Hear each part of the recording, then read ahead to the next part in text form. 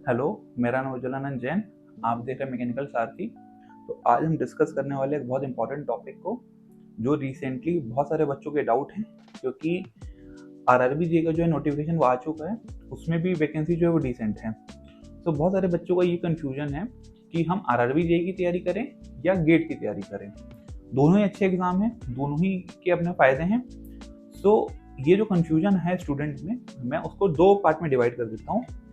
पहले वो बच्चे जो भी फ्रेशर्स हैं, जिनके एक या दो अटेम्प्ट बस हुए हैं गेट के, आई मीन जो 2023 में पास आउट हुए होंगे या अभी 2024 में पास आउट हो रहे होंगे, ऐसे बच्चे सिर्फ गेट पे फोकस करेंगे। वो आरआरबी जेई की तरफ नहीं जाएंगे, क्योंकि आपका गेट का ही सिलेबस आई थिंक अभी बचा होगा। तो वो टोटल जो फोकस है अपना वो गेट पे रखेंगे। ठीक है, ये बात क्लियर हो गई। अब वो बच्चे जो दो अटेम्प्ट या उससे ज्यादा दे चुके हैं गेट के, तो ऐसे बच्चे क्या करेंगे? ऐसे बच्चे भी अपना फोकस गेट में ही रखेंगे, बट सिर्फ एक छोटी सी आपको अपने जो शेड्यूल है उसमें अपडेट करना होगा। आई नो 4 मंथ बचे हैं गेट पेपर में, और आरआरबी जेई का जो सीबीटी 1 होगा, जो प्योर नॉन टेक होता है, वो भी दिसंबर के आसपास प्रोबेबिलिटी है उसके यहाँ होने की। तो ऐसे बच्चे दोनों पेपर नहीं छोड़ेंगे, जिनको 2 साल के ऊपर गेट दिए हो गया है।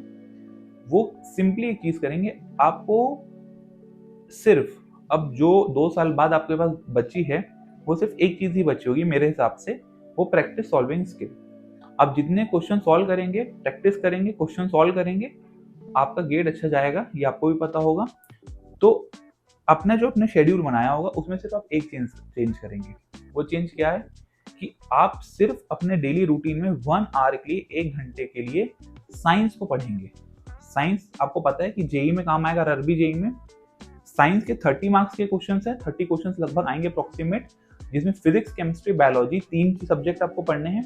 सिर्फ 1 घंटा, डेली 1 घंटा बहुत इनफ है साइंस को कंप्लीट करने के लिए। 4 या 5 महीने आपको मिलेंगे अभी प्री के लिए, सीबीटी होंगे 4 मंथ अप्रोक्सीमेट आपको मिलेंगे। तो 4 महीना बहुत होता है सिलेबस को कंप्लीट करने के लिए। तो ऐसे बच्चे जो 2 साल हो गए जिनको एग्जाम दिए, गेट को 2 या 3 अटेम्प्ट हो गए उनके, अब उनको ये आरआरबी जेई का सीबीटी 1 को नहीं छोड़ना है।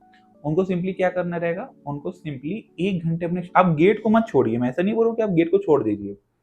आपको सिर्फ गेट के एग्जाम के लिए 1 घंटा डेली साइंस पढ़ना होगा। और जो ऐसे बच्चे हैं जो जिनका फर्स्ट अटेम्प्ट में है, या 2023 या 24 में पास आउट हो रहे हैं, कोई भी स्ट्रीम के हो, वो प्योर मैकेनिकल के हो या इलेक्ट्रिकल के हो, वो सिर्फ गेट पे फोकस करेंगे। आप आरआरबी जे के लिए डेबिट मत हो जाए। अगर इस बार आपका एग्जाम अच्छा नहीं भी जाता है गेट का, तो जैसे कि आरआरबी जे ने नोटिफाई किया है कि वो ये ईयरली हर साल ये एग्जाम आरआरबी जे एनटीपीसी वगैरह रेगुलर लेंगे। तो जो महंगे महंगे एकेडमी में गया है या जो स्टैंडर्ड एकेडमी में गया है, वो अगर कर रहा है कोचिंग या सेल्फ स्टडी भी कर रहा है फर्स्ट या सेकेंड ईयर में, जिसका फर्स्ट अटेम्प्ट है या सेकेंड अटेम्प्ट है, वो सिर्फ गेट पे फोकस करेगा। वो इधर उधर आप डेविड मत हो। बहुत सारी यूट्यूब में आपको वीडियो मिल जाएंगे कि दोनों हो जाएगा, नहीं होगा। जो फर्स्ट टाइम अटेम्प्ट कर रहा है वो गेट अच्छे से कर ले। हाँ, जो 1 या 2 बार दे चुके हैं, जिसको गेट का सिलेबस कंप्लीट हो गया है, आपका ओवरऑल जो स्टडी थी वो कंप्लीट हो गई, सिर्फ क्वेश्चन सॉल्व आपके लिए बचे हैं। तो हाँ, ऐसे बच्चे 1 घंटा या 1.5 घंटा जनरल साइंस सिर्फ पढ़ना है आपको, क्योंकि 30 क्वेश्चन आएंगे। करंट अफेयर आप थोड़ा बहुत देख सकते हैं, नहीं भी देखेंगे तो मुझे नहीं लगता कि आरआरबी जेई की प्री निकालने में आपको कोई तकलीफ आएगी, क्योंकि जो गेट के बच्चे होते हैं उनको एप्टी रीजनिंग भी डिसेंट होता है, क्योंकि 15 मार्क्स से एप्टी रीजनिंग आता है, तो आप एप्टी रीजनिंग भी पढ़ते हैं गेट में। तो सिर्फ एक एडिशनल साइंस आपको पढ़ना, वो भी 1 घंटा या 1.5 घंटा मैक्स टू मैक्स। मेरी गारंटी है कि आपका ये एग्जाम निकल जाएगा। मैंने पीएसयू के भी एग्जाम निकाले हैं और जेई लेवल के भी एग्जाम निकाले हैं, स्टेट एई का भी पेपर मैंने निकाला है। सो नॉन टेक मैंने भी पढ़ा है, तो मुझे पता है कि किस एग्जाम में कितना नॉन टेक आएगा। आपको डिटेल वाले नॉन टेक नहीं पढ़ने हैं, आपको सिर्फ बेसिक नॉन टेक पढ़ने हैं, जिससे आपका एग्जाम निकले। और हाँ, मैं मानता हूँ कि आप जो गेट के सपने देखे होंगे कि आपको पीएसयू है, 50,000 60,000 की बेसिक है, जेई का तो सर 35,000 है। ठीक है, दोनों जॉब की अपने अपने इंपॉर्टेंस होती है। इस पे मैं, अगर मुझे टाइम मिला तो इस पे मैं डेडिकेटेड वीडियो बनाऊंगा। ये जो एडमिनिस्ट्रेटिव टेक्निकल जॉब्स होती है, स्टेट एई, एसएससी जेई, आरआरबी जेई, और जो public sector undertaking that is PSU की जॉब होती है, मैं खुद पीएसयू में काम कर चुका हूँ, और कुछ पीएसयू में मेरी ज्वाइनिंग बची हुई है जिसको मैंने अभी तक ज्वाइन नहीं किया है, जैसे कि जो चैनल में होंगे उनको पता ही होगा। सो मैंने पीएसयू में जॉब भी की है, और स्टेट के में एई में भी मेरा हुआ है।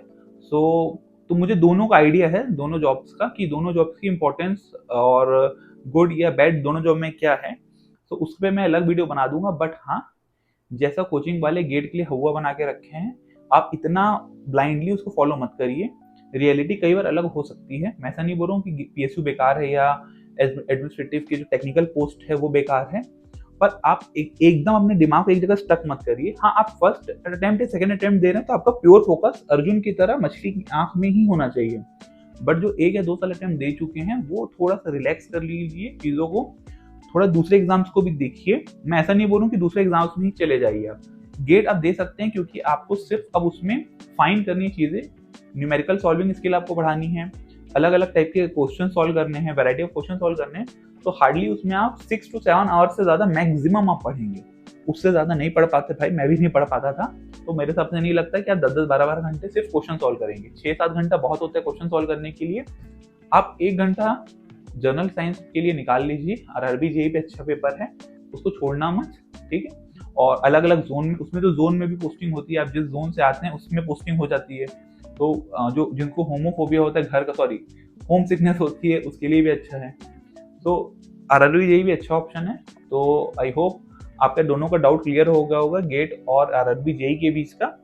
तो हाँ, आने वाले टाइम पे मैं स्टेट एडमिनिस्ट्रेटिव पोस्ट टेक्निकल की या सेंट्रल एडमिनिस्ट्रेटिव और टेक्निकल की, दैट इज जेईई एई की जो पोस्ट होती है, उसका कंपैरिजन डिटेल में बना दूंगा पीएसयू के साथ, क्योंकि मैं वहाँ दोनों जगह काम कर रहा हूँ, ठीक है। मैंने पीएसयू में भी सर्व किया है और मोस्ट प्रोबेबली स्टेट में भी मैं सर्व कर लूंगा कुछ समय बाद, और जेईई वगैरह का भी मैंने एग्जाम निकाला है। तो मुझे दोनों का अच्छा ब्रीफ में और डिटेल में दोनों का ही मुझे आइडिया है, तो मैं दोनों का आपको डिटेल वीडियो बना दूंगा इस चीज़ के टॉपिक से रिलेटेड। सो मिलते हैं नेक्स्ट वीडियो में, तब तक आप लोग तैयारी अच्छी से रखिए और all the best for your next exam.